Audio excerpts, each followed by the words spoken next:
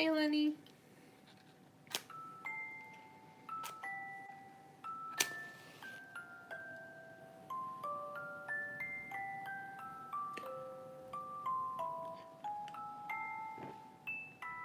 Darn it. Got it. One more.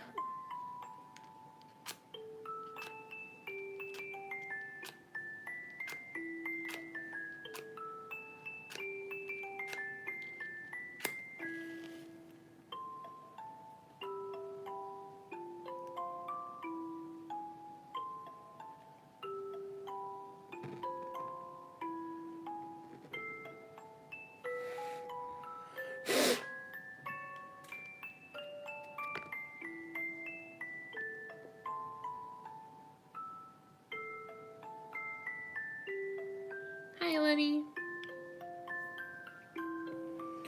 Okay. It's okay, yeah. You don't necessarily have to have, like a question, you know. I just appreciate the company, you know? So thank you. Yeah, thank you. Hi, Indigo. Yeah. How was your day? How was your day?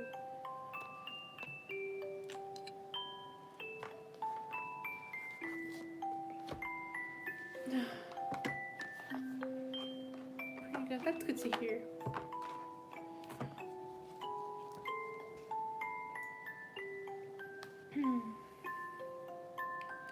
That's good to hear.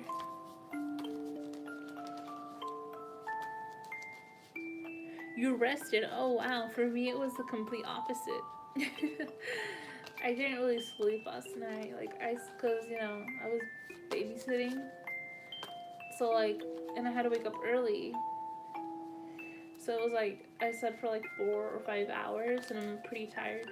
So that's why I'm gonna do a quick reading today, and I'm gonna sleep by bef- hopefully before 11. That's just my goal. Yeah. It's okay though. Yeah, and today I went out, and me being me, I bought more things for the channel. Yeah, I'm tired too, and because apparently it's Mercury retrograde, I'm really emotional, you know.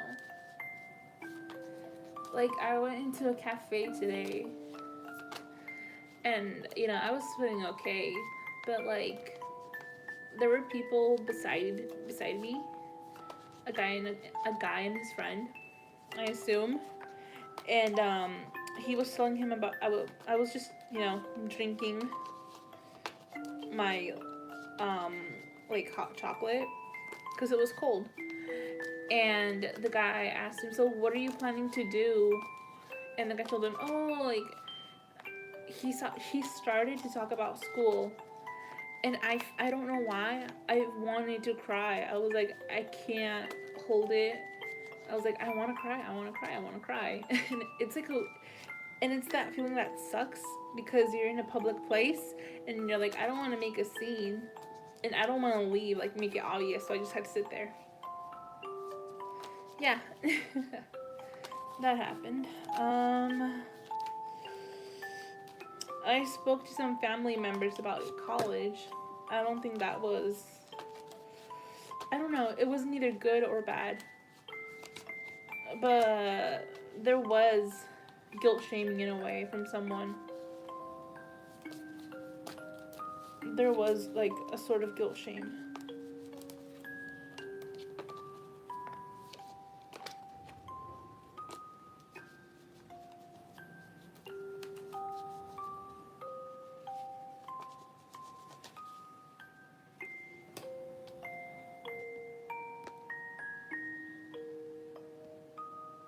Yeah, it was emotional because the whole Mercury retrograde thing. That's why I was mainly emotional, or so I've been told. Um, what else? Yeah, and yeah, I'm still with college. Still going for that. I was going to pursue. I'm still thinking about medicine, or because I want to do medicine, like being a doctor. But I don't like how it takes so long to become a doctor. Because there's some like, it's really conflicting because a part of me is like, no, it takes too long. It takes too long. You're gonna spend your youthful years studying. You want to travel. You want to go see the world. You can do that while traveling, but I feel like the whole pressure overall in school during your youthful years, I don't know, it's stressful. The simple thought about it, the simple thought of it, And I was thinking about like doing it in Mexico, because it's like in the United States. Because I was born in the United States, in California. I was born here. Um, so like here in California, it's like 12 years, whereas in Mexico, it's like 7 or 8 years, depending. And I was thinking, okay, so I do the 7, 8 years in Mexico. I come back to the United States. I take the MCAT, and then I like take, I think it's like a residency, and then I'm a doctor in the United States. So that's like, that process takes like 2 to 3 years. So that would be less than 12 years. So that means I could be a doctor in both countries. Plus, I looked at the educational opportunities, and Mexico is less strict. And what I like about it, I've been told and I've seen that in Mexico they're more humane when it comes to medicine. Yeah, it is. It's really long and it's complicated, really. But yeah. And in Mexico, I have some family, so I wouldn't have much trouble. I know the language, I know that,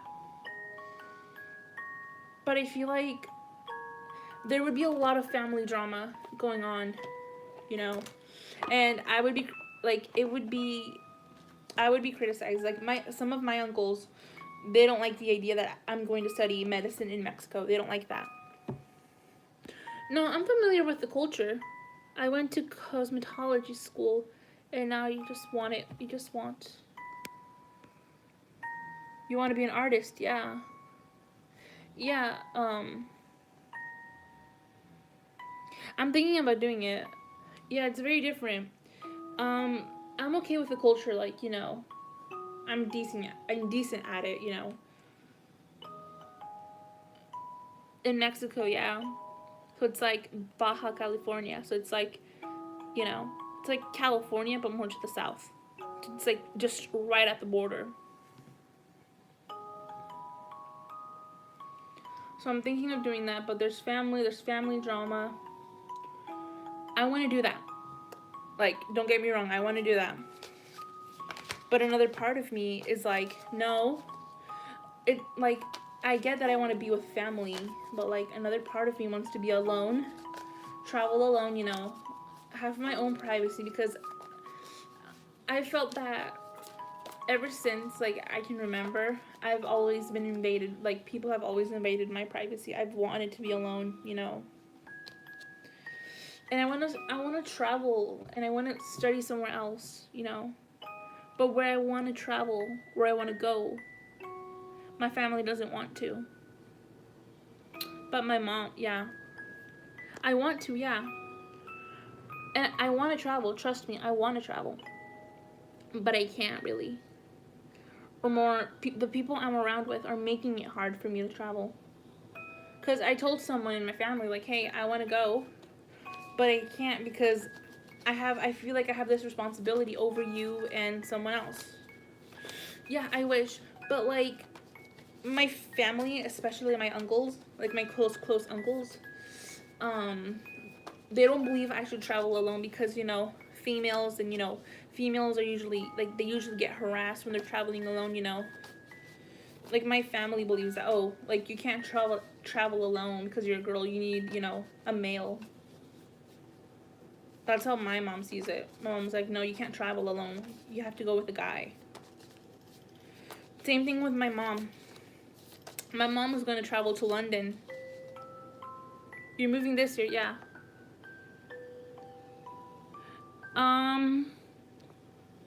Pay for what? For college? Already? They don't want to pay for everything because they want me to pay for things, obviously. So that would mean that if I did go to college with them, school with them,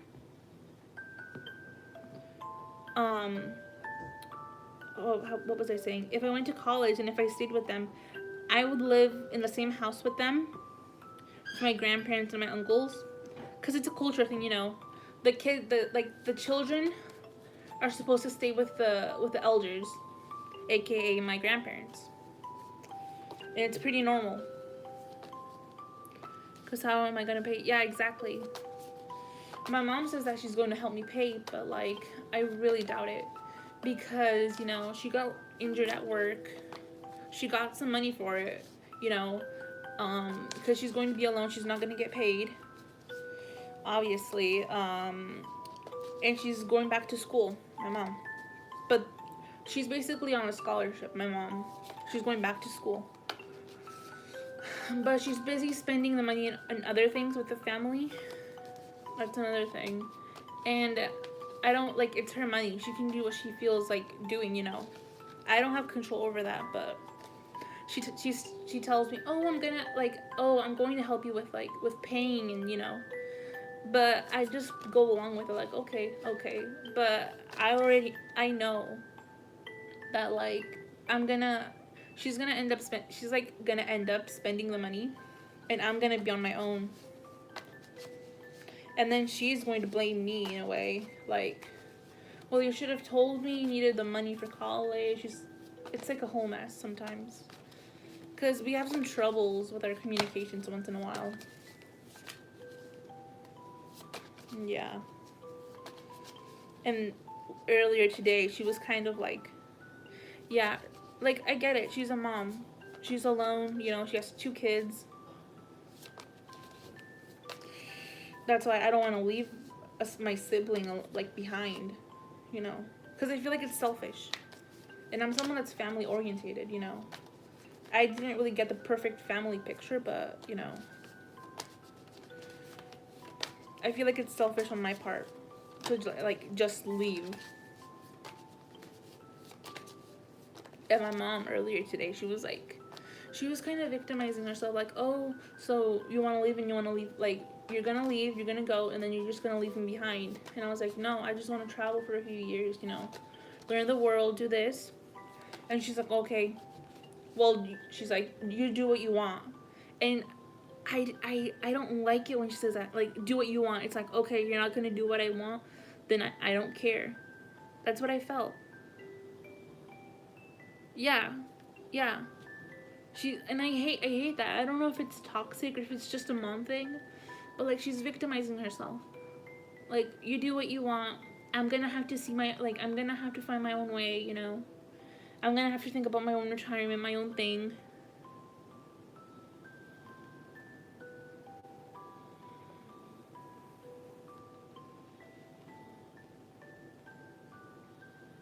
Oh my gosh. 9 days after high school, I was out of the house. Whoa. Yeah, some things you really do need to break away, but, yeah, it depends. Because right now I'm conflicted. I don't know if it's toxic or if it's just a mom thing, you know.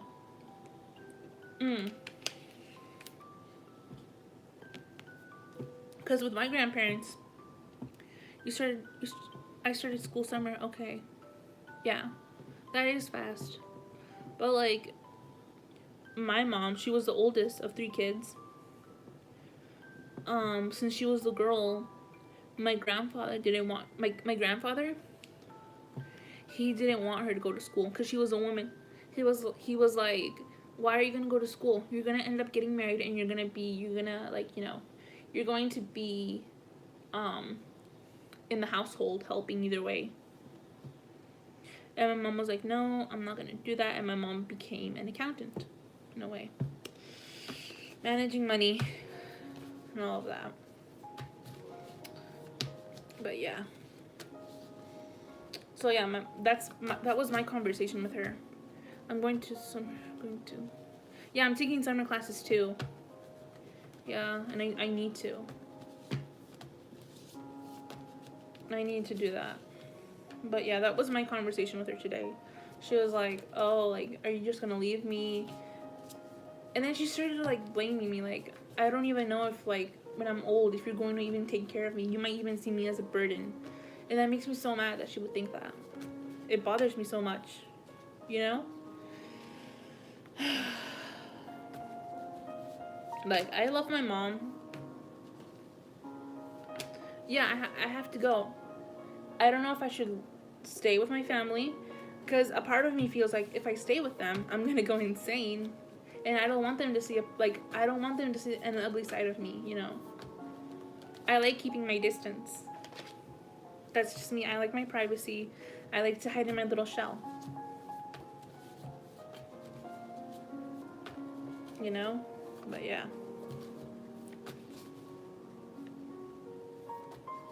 Exactly, that's what I feel.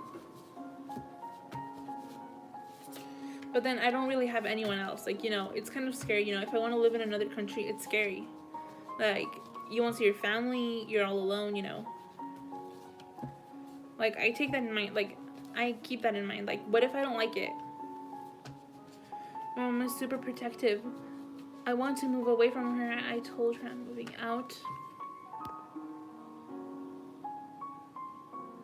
Yeah, that's my mom with school. That was mine with school. Like, oh, I'm gonna, like, wherever you move, I move. But, like, now I see that it's not true, really. I moved from Chicago to New York. Okay. But, yeah. But we have family in Southern California. Like, you know, like Death Valley. That area. Where it's super hot. I don't like the weather there. I'm more of a rain, green person, you know? I don't do that. I don't like the weather. That's the first thing I don't like about it. I'm okay with the culture. I like my privacy. Things like that. Things like that. But it's obvious that my mom, you know, she wants to move somewhere where my grandma is, you know. Because my grandma, she's old now. She's like, what, like 70? And my grandfather is like 80. Because my grandfather is ill, you know. He got like a stroke a few years ago. So he's like, you know, not brain dead. No, not at all. But he's like, he kind of has like Alzheimer's in a way.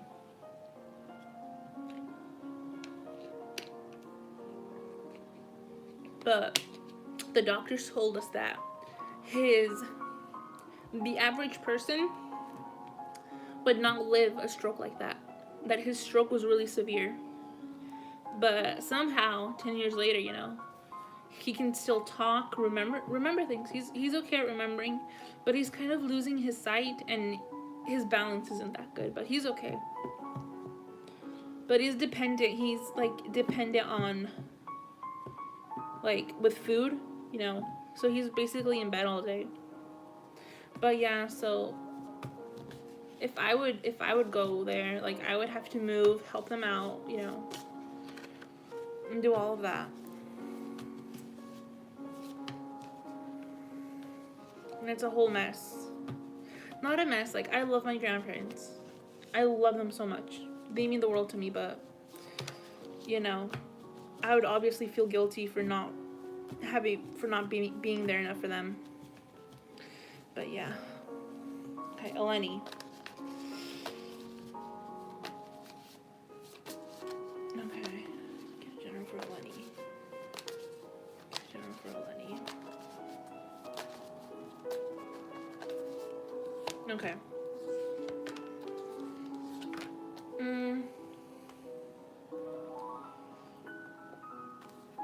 Okay, Eleni. Okay, Eleni. Perception. General reading perception. So, this month, your perception will change. Well, it's probably obvious, you know, with Ronnie. That whole case with Ronnie, that's making you change, you know. Maybe you're seeing him with different eyes now from what happened, you know. Like I said, quest. So someone will verbally communicate with you. I'm getting that it might be someone of a higher ranking.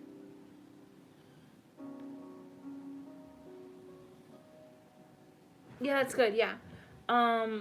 Someone. I'm getting the feeling that someone might make you choose between one thing or another. Could be work related. And then follow your instinct. Okay, you got the instinct card. So if you feel like something isn't right, do it, cause it's like 90 point not no like 99.89% probable that it's like really real, like, you know. Romance wise, yeah, regarding Ronnie, worth waiting for. Okay, worth waiting for. So there's a moment for everything right now. So things are just, you know, going one by one by one by one. It's like how a domino falls. It eventually falls and it happens. Whatever happens, happens. And it doesn't necessarily mean that it's a good thing or a bad thing. Yeah. Yeah. Maybe you were tricked because you got the deception card. Deception card, okay? Could have been with the ex thing, like, you know, of the photo. Maybe you felt cheated on. Maybe you felt bothered, you know. And then your last card was the wedding card, you know.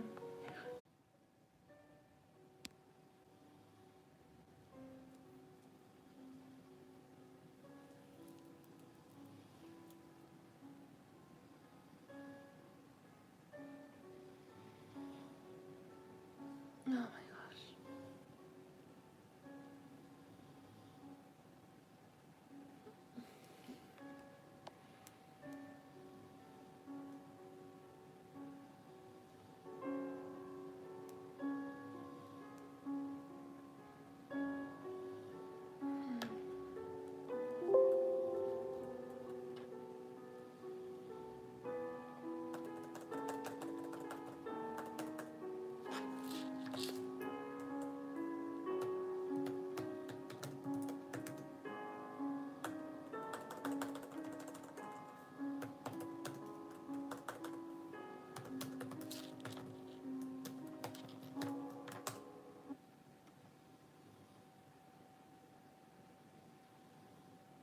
Old insurance kind of sucks, but Lemonade is different.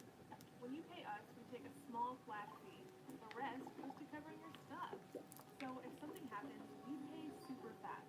That's what you get when you have bots instead of brokers and algorithms instead of paperwork. Best part?